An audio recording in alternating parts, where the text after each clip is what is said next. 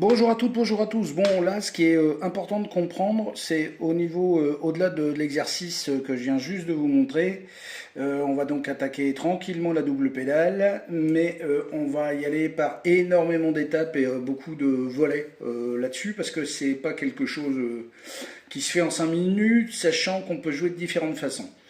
Euh, Première chose, avant d'envoyer la sulfateuse un peu n'importe comment, il faut bien comprendre qu'on a un pied fort, un pied faible, un peu comme on a une main forte, une main faible. Hein. Souvent ce qu'on travaille, et l'exercice de rouler pour ça est formidable au niveau des mains, hein. C'est pour essayer de travailler notre main gauche quand on est droitier, qui est donc notre main la plus faible, et notre main droite si on est gaucher, et vice-versa, évidemment.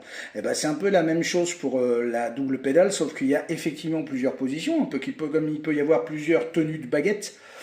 C'est la même chose au niveau de la grosse caisse. Donc là, moi, ce que je vous conseille dans un premier temps, c'est de mouliner tranquillement, faire des croches, autant avec le pied droit qu'avec le pied gauche, en position talon-sol.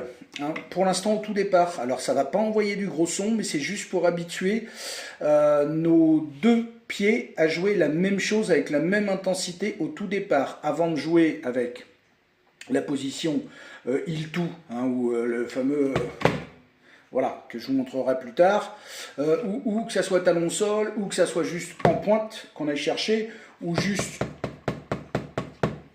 un peu on va dire au niveau de la cuisse que ça se passe, où on redescend effectivement le pied à la moitié de la pédale et on laisse aussi au niveau du rebond, hein, effectivement. Avant tout ça, reprendre tranquillement, faire des croches 1 et 2 et 3 et 4 et au niveau des pieds. Et ne pas hésiter aussi à rejouer tout ce que vous connaissez ou que du moins vous maîtrisez très très bien au niveau de votre pied droit en tant que droitier et donc vice versa, comme je l'ai déjà dit pour les gauchers, de refaire exactement les mêmes exercices avec votre pied faible. Et vous allez voir que ça ne va pas être si simple que ça du tout. Donc dans un premier temps, ne pas hésiter, vraiment talon-sol, hein, juste pour commencer à bien appréhender au niveau des deux pieds. Donc l'avantage, comme vous faites du charlet ouvert, c'est que, enfin en tout cas vous l'avez appris, c'est que justement on a déjà ce balancier là, mais là ça n'a rien à voir, parce que là on est vraiment sur des frappes plus fortes, plus sèches.